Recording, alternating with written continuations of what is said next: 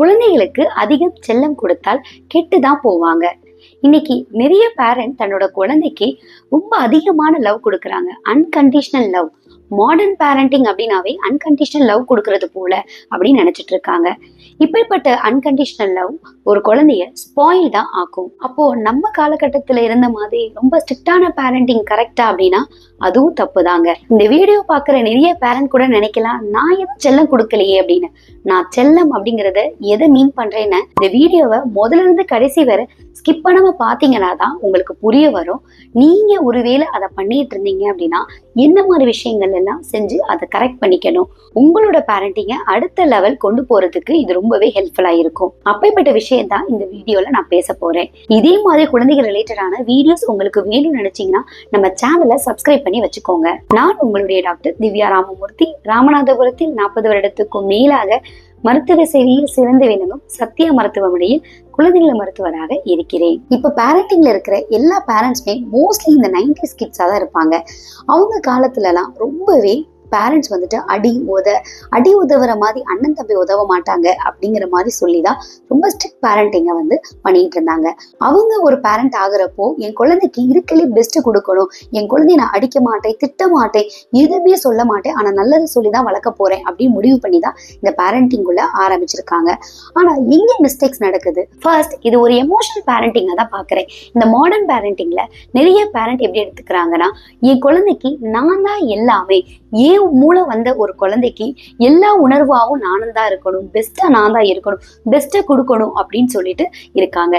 என் ஓபிக்கு ஒரு பேரண்ட் தன்னோட குழந்தைக்கு டாய்ஸ் வாங்கி கொடுக்குறாங்க.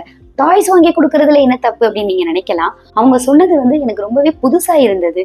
என் குழந்தை கேட்கறத விட யோசிக்கிறத நான் வாங்கி கொடுப்பேன், அந்த அளவுக்கு நான் பேரண்டிங் நல்லா பண்ணணும், என் குழந்தையோட நான் அட்டாச் ஆகணும், இப்படி வாங்கி கொடுத்தாதான் என் குழந்தை ரொம்ப ஹாப்பியா ஃபீல் பண்ணுவாங்க போல அப்படின்னு நினைச்சிட்டு இருக்காங்க. என்னோட ஹஸ்பண்டை விட நான் என் குழந்தைய நான் தான் நல்லா பாத்துக்கிறேன், என் குழந்தைக்கு என்ன தேவை, எது தேவையில்லை, எது நல்லது, எல்லாத்தையும் யோசிக்கிறது நான் தான் அப்படின்னு சொல்லி பேரண்ட்ஸ்குள்ளேயே ஒரு கம்பேரிசனாவே இருக்கு. உங்க குழந்தைக்கு நீங்க எப்பயாவது ஒரு தடவை நீங்க கிஃப்ட் பண்றீங்க, ஒரு ரிவார்ட் கொடுக்குறீங்க அப்படின்னா ஒரு டோபமைன் அப்படிங்கிற ஒரு ஹார்மோன் உற்பத்தி ஆகும். இது எப்பயாவது நம்மளுக்கு கிடைக்கிறப்போ அதோட ஃபீலிங்கே ரொம்ப சந்தோஷமா இருக்கும். அதிகப்படியா தொடர்ச்சி கிடைச்சிட்டே இருக்கு அப்படின்னா டாலரன்ஸ் அப்படின்னு சொல்லுவோம். அதாவது ஒரு புரியுற மாதிரி சொல்லணும்னா, உங்க குழந்தைக்கு நீங்க ஃபர்ஸ்ட் டைம் ஒரு வாங்கி கொடுப்பீங்க, ஒரு 100 ரூபாய்க்கு இல்ல 200 ரூபாய்க்கு ஒரு திங்ஸ் வாங்கி கொடுக்குறீங்க அப்படின்னா நெக்ஸ்ட் டைம் அந்த குழந்தை உங்கள்கிட்ட எதிர்பார்க்கறதே ஒரு 400 ரூபா 500 ரூபா பொருட்கள், அது 1000, இப்படிதான் கூட தான் செய்யும். அதுக்கு பேர் தான் டாலரன்ஸ். அதாவது முன்னாடி கொடுத்ததெல்லாம் உங்களுக்கு சாட்டிஸ்ஃபைடா இருக்காது. நீங்க அதே இதை இப்போ நீங்க ஒரு 100 ரூபா பொருள் கொடுத்துட்டு திடீர்னு போய் 20 ரூபா பொருள் கொடுத்தீங்க அப்படின்னா அந்த குழந்தைனால அதை அக்செப்ட் பண்ண முடியாது. ஸோ இப்படி நடக்கிறதுனால குழந்தையோட எக்ஸ்பெக்டேஷன்ஸ் அப்படிங்கிறது ரொம்பவே ஹையா இருக்கும். அவங்களுடைய ரிவார்ட் அப்படிங்கிறது கூட மெட்டீரியலா பார்க்க ஆரம்பிச்சிருவாங்க. நீங்க ஒரு சாதாரண ஒரு பொருள் வாங்கி கொடுத்தீங்கன்னா அக்செப்ட் பண்ண முடியாம இருக்கும். ஸோ நீங்களுமே அதுக்கு ஏத்த மாதிரி நாளுக்கு நாள் அதிகப்படியா காசு அதுல நிறைய போட்டு வாங்கி கொடுக்கறது, இல்ல நிறைய பொருட்கள் வாங்கி கொடுக்குறது, மல்டிபிள், என் குழந்தைக்கு ஒரு ஸ்லைம் பிடிக்கும் அப்படின்னா அப்படின்னு எல்லா கலர்ஸ்லயும் வாங்கி கொடுக்கறது, அப்பதான் ஹாப்பினஸ் போல அப்படின்னு நினைச்சிட்டு நீங்க கொடுக்க ஆரம்பிச்சிருவீங்க. ஸோ இந்த மாதிரி ஒரு பேரண்டிங்க எமோஷனல் பாண்டோட நீங்க அப்ரோச் பண்றது பெரிய தப்பா இருக்கு. உங்க குழந்தைக்கு அதிகமா நீங்க வாங்கி கொடுக்குற டாய்ஸ் என்ன, இல்ல உங்க குழந்தையோட ஃபேவரட் டாய் என்ன அப்படிங்கறத கமெண்ட்ல தெரியப்படுத்துங்க. நான் உங்களுடைய கமெண்ட்ஸை படிக்கிறேன். உங்க குழந்தைய ஹெல்த் ரிலேட்டடாவோ இல்ல டயட் ரிலேட்டடாவோ ஆன்லைன் கன்சல்டேஷன் வேணும்னு நினைச்சீங்கன்னா டிஸ்பிளே தெரியுற நம்பரை யூஸ் பண்ணி என்னோட ஆன்லைன் கன்சல்டேஷன் நீங்க பெற்றுக்கலாம். Second, guilt. அதாவது இப்போ நிறைய பேரண்ட் ஒர்க்கிங்கா தான் இருக்காங்க. போத் பேரண்ட் ஒர்க்கிங்கா இருக்காங்க அப்படிங்கிறப்போ குழந்தைக்கோட டைம் ஸ்பெண்ட் பண்ண முடியாம போயிருக்கும். ஆனா அந்த பேரண்ட்னால இருக்க முடியாத ஒரு சூழ்நிலை ஆஃபீஸ் போயிடுறாங்க அப்படின்னா கூட அங்கே இருந்துட்டு ஒரு ஆர்டர் பண்றது, அவங்களுக்கு ஃபேவரட் டாய் ஆகட்டும் இல்ல ஃபுட் லஞ்ச் ஒரு பீஸா பிரியாணி ஏதாவது ஒரு ஆர்டர் பண்ணி அவங்களுடைய கில்ட்டை ரீப்ளேஸ் பண்ணிக்கிறாங்க அப்படின்னு சொல்லலாம். ஸோ குழந்தை அதை என்ஜாய் தான் பண்ண போறாங்க, அந்த பீஸாவை சாப்பிட போறாங்க, அப்ப ஹாப்பியா தான் இருக்க போறாங்க. பட் அவங்க எதிர்பார்த்தது உங்களோட டைமிங் தான். ஸோ நீங்க என்ன பண்ணணும் அப்படின்னா, இப்படி நீங்க ஒரு கில்ட்டை ரீப்ளேஸ் பண்றதுக்கு பதில் டைம் வச்சு நீங்க அதை ரீப்ளேஸ் பண்ணணும். ஒருவேளை உங்க குழந்தை எக்ஸ்பெக்ட் பண்ற டே வந்துட்டு உங்களுக்கு ஆக்குபைடா நீங்க வந்து ஆஃபீஸ் போயிட்டீங்க அப்படின்னா கூட ஈவினிங் வந்து ஒரு குவாலிட்டி டைம், அதை ஒரு ½ hour இருக்கலாம், இல்ல 1 hour இருக்கலாம். ஆனா அந்த டயத்துல மொபைலோ இல்ல வேற ஏதோ டிஸ்ட்ராக்ஷன் இல்லாம உங்க குழந்தையோட பியூரா அந்த ஒரு ½ hour அப்படிங்கறத கூட நீங்க டைம் வந்து ஸ்பெண்ட் பண்ணி பாருங்களேன். உங்க குழந்தைக்கு அதுதான் தேவைப்படுது. நீங்க டாய்ஸை வச்சு இல்ல பொருளை வச்சு ரீப்ளேஸ் பண்ணணுங்கிறது அவசியம் இல்ல. நெக்ஸ்ட், முக்கியமா இந்த மாடர்ன் பேரண்டிங்ல எல்லா பேரண்ட்டும் சொல்றது, என் குழந்தையோட பெஸ்ட் ஃப்ரெண்டே நான் தான். அந்த குழந்தைய கேட்டா கூட எங்க அம்மா அப்பா தான் எனக்கு பெஸ்ட் ஃப்ரெண்ட் அப்படின்னு சொல்றாங்க. நல்லா பாத்துட்டீங்கன்னா இதுல என்ன தவறுதல் இருக்கு? உங்க குழந்தை உங்களுக்கு பெஸ்ட் ஃப்ரெண்ட் சொல்றதுல தப்பு இல்ல, உங்களை மட்டும் சொல்றதுலதான் தப்பு. ஃபர்ஸ்ட் வந்து ஒரு 5 years குழந்தைய எடுத்துக்கலாமே. அந்த டயத்துல வந்து ஒரு குழந்தை வந்து அம்மா அப்பாவோட விளையாடுறாங்க அப்படின்னா கூட ஒரு எப்பயுமே வந்து அம்மா அப்பாவுக்கு விட்டு கொடுக்குற மனப்பான்மை இருக்கும். ஒரு கேம்ல வந்து குழந்தை மட்டுமே தான் வின் பண்ணிட்டே இருப்பாங்க. ஸோ இதனால என்ன நடக்குதுன்னா, குழந்தைக்கு வந்து ஒரு யதார்த்தமான ஒரு தோல்வியை வந்து அக்செப்ட் பண்ற மனநிலை வந்து சின்ன வயசுலயே வராது. ஸோ இது எப்போ வரும்? அவங்க கூட விளையாடுற ஒரு குழந்தையோட இருக்கிறப்ப தான் ஒரு ஷேரிங் ஆகட்டும், ஒரு தோல்வியை அக்செப்ட் பண்ற மனப்பான்மை, ஒரு சாதாரண கேம் தானே, இதுல ஓகே வின் பண்ணலாம் என்ன, நெக்ஸ்ட் டைம் பார்த்துக்கலாம் அப்படிங்கிற ஒரு கிவ் அப் அப்படிங்கிற ஒரு விஷயம், இது எல்லாமே வந்து ஒரு பியர் குரூப்ல வந்து விளையாடுறப்பதான் வந்து தெரிய வரும். நிறைய பேரண்ட் வந்து இப்ப கவுன்சிலிங் கூட வராங்க. என்ன காரணம்னா, ஒரு சிங்கிள் சைல்டு வச்சிருக்கிற பேரண்ட் வந்து அந்த குழந்தையோடயே டைம் ரொம்ப ஸ்பெண்ட் பண்ணி அந்த குழந்தைக்காண்டி எல்லாமே பண்றேன் அப்படின்னு சொல்லிட்டு நாள் கணக்குல வந்து அவங்களுக்குன்னே இருக்கிறனால 2வது குழந்தை வந்து வீணா அப்படிங்கிற முடிவு கூட பண்ற நிலைமைக்கு இருக்காங்க. ஒரு சின்ன வயசுல ஃப்ரெண்ட்ஷிப் அப்படின்னா கூட ஓகே தாங்க. ஆனா இதே குழந்தை ஒரு அடலசன்ட் ஆறாங்க அப்படின்னா அவங்களுக்கு அப்ப தேவைப்படுற ஒரு எமோஷன் ஆகட்டும், ஒன்றும் இல்லை, ஒரு சின்ன ஷேரிங், அவங்களுடைய ஹார்மோன் ரிலேட்டடா ஒரு ஷேரிங் கூட வந்து அவங்க பியர் குரூப்பா இருந்துச்சு அப்படின்னா ரொம்ப கம்ஃபர்டபுளா ஃபீல் பண்ணுவாங்க.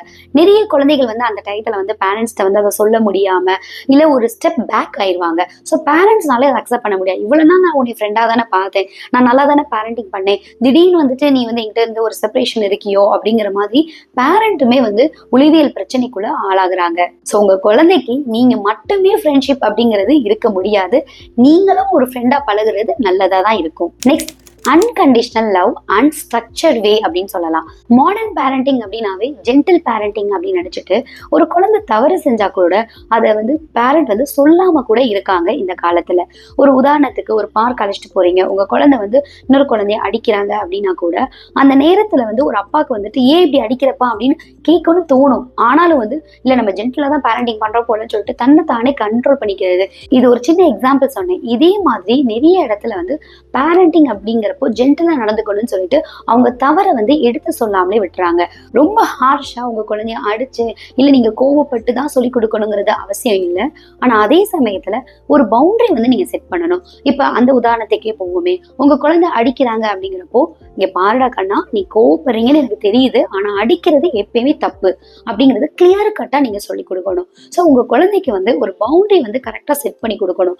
இது தப்பு, இது ரைட்டு, இதை நான் தப்பு செஞ்சா நான் அம்மா வந்து கேட்பேன், அப்பா கேட்பேன் அப்படிங்கறத உங்க குழந்தைக்கு சின்ன வயசுல இருந்து நீங்க வந்து சொல்லி கொடுக்கணும். Next, natural consequence. அதாவது உங்க குழந்தைய அவங்களுடைய வேர்ல்டுல வாழவே விட மாட்டாங்க. உண்மையிலே அதுதான். நிறைய பேரண்ட் என்ன பண்றாங்க அப்படின்னா, தன்னோட குழந்தைக்கு ஏற்படுற வலியை கூட வந்து சொல்லுவாங்க. என் ஓபிக்கு ஒரு மதர் தன்னோட குழந்தைய அழைச்சிட்டு வந்து 13 வயசு குழந்தை, என்ன ஆச்சு உங்களுக்குன்னு கேட்டா வயிறு வலி அப்படின்னு அவங்க அம்மா சொல்றாங்க. எங்க வலிக்குது அப்படின்னு கேட்டா அவங்க அம்மா வந்து கை வச்சு காமிக்கிறாங்க. யோசித்து பாருங்க, ஒரு வலி இல்ல ஒரு சின்ன உணர்ச்சி கூட ஒரு குழந்தைக்கு ஏற்படுறத அவங்க புரியறதுக்கு முன்னாடி அவங்க அம்மா வந்து புரிஞ்சுக்கணும், ஆன்சர் பண்ணணும் அப்படின்னு நினைக்கிறாங்க. நான் அவங்க அம்மாட்ட தான் சொன்னேன், ஃபர்ஸ்ட் குழந்தைய பேச விடுங்க, அடுத்து நீங்க சொல்லுங்க அப்படிங்கிற மாதிரி. ஸோ இப்படிதான் வந்து குழந்தைக்கு ஏற்படுற நார்மலான ஒரு நேச்சுரல் கான்சிக்வன்ஸை அவங்க சொல்ல விடாமலே தடுக்கிறது வந்து ஒரு பெரிய தவறா வந்து இந்த மாடர்ன் பேரண்டிங்ல இருக்கு. இப்படி வளர்ற ஒரு குழந்தை வந்து நாளைக்கு ஒரு சொசைட்டில வந்து அட்ஜஸ்ட்மெண்ட்டே இருக்காம இருக்கும். ஏன்னா அவ்வளவு நல்ல பேரண்ட்ஸ் எதையுமே கேட்காம, எதையுமே வந்து தட்டி கேட்காம இல்ல ஒரு எதிர்த்து சொல்லாம ஒரு பேரண்ட்டை வளர்ற ஒரு குழந்தை வந்து இதே மாதிரி சொசைட்டில எதிர்பார்ப்பாங்க. நம்ம போற எல்லா இடத்துலயுமே வந்துட்டு ஃபிளார்ஸா இருக்கும் அப்படின்னா இருக்கவே இருக்காது. ஸோ உங்க குழந்தைய வந்து எமோஷனலா நீங்க ஸ்ட்ராங் ஆகணும் அப்படின்னா நல்லது மட்டுமே ஹெல்ப்பா இருக்காது. சம்டைம்ஸ் வந்து சில இடத்துல வந்து நீங்க ஸ்ட்ரிக்டா சொல்றது தப்பு இல்லை. ஒரு குழந்தைய கரெக்டா ஷேப் பண்ணணும் அப்படின்னா அவங்களோட மார்னிங் டைம் அப்படிங்கிறதோ மார்னிங் ரொட்டீனும் ரொம்பவே அவசியமா இருக்கு. அப்படிப்பட்ட மார்னிங் டைம்ல நீங்க என்னென்ன சொல்லிக் கொடுக்கணும் அப்படிங்கிறதுக்காண்டி நான் ஒரு வீடியோ போட்டிருக்கேன். வீடியோட லிங்க் ஃபர்ஸ்ட் கமெண்ட்ல இருக்கு, கிளிக் பண்ணி பார்த்துக்கோங்க.